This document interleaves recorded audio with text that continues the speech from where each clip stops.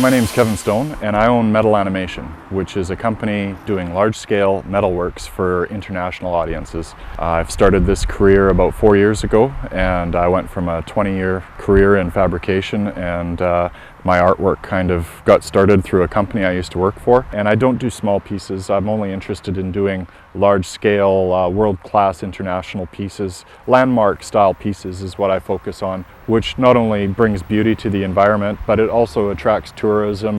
When I get an idea of a vision or a creation that I want to build, I kind of get a three-dimensional picture in my head, and the process starts with that.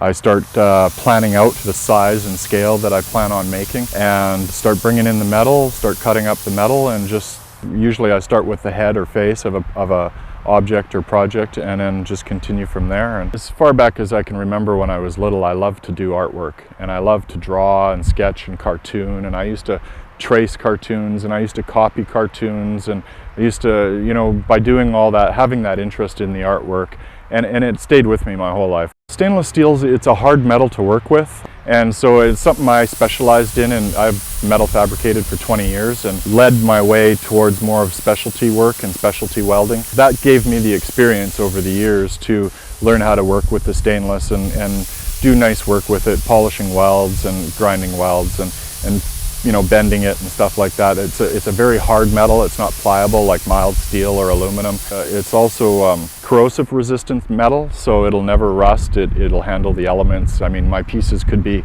under salt water and they're still going to last for over 100 years under salt water. So it's beautiful to look at. I hope that my pieces, when they do get sold, will be displayed over water, so the water can reflect off them. At nighttime, especially in a fountain environment, lighting can be put on them, and you can change the colors and make light dance off them with the water and stuff. So they really put on kind of a Vegas type display once they're displayed properly. This eagle here took me 9 months to build. It's entirely made out of mirror polished stainless steel.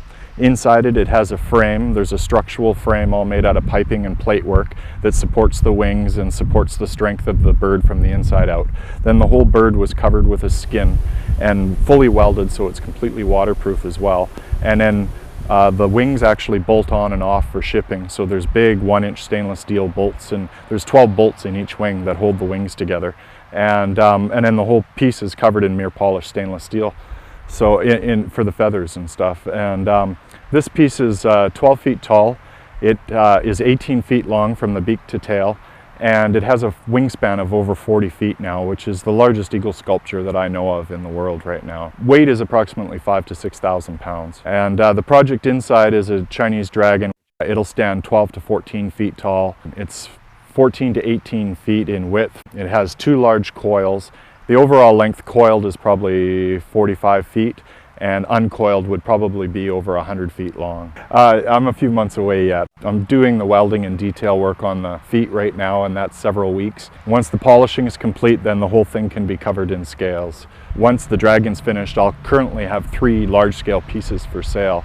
So I'll focus on marketing them, and I'm also hoping to be able to either purchase the place that I'm in now and build a new studio that's bigger. I need an overhead crane, and always upgrading in tools and stuff to make your work faster and easier and stuff like that. All of these pieces have been funded by a private backer. I'm hoping that I will start getting commissions as people recognize the work that I do and the size of the work that I do, that this will lead into more architectural interest and development interest. So that's the whole goal of me right now. I'm just a new artist on the scene trying to get a name for myself, and I thought, well, doing the largest stainless steel pieces in the world and trying to do them on a real detailed and beautiful level is something that I hope to be known for.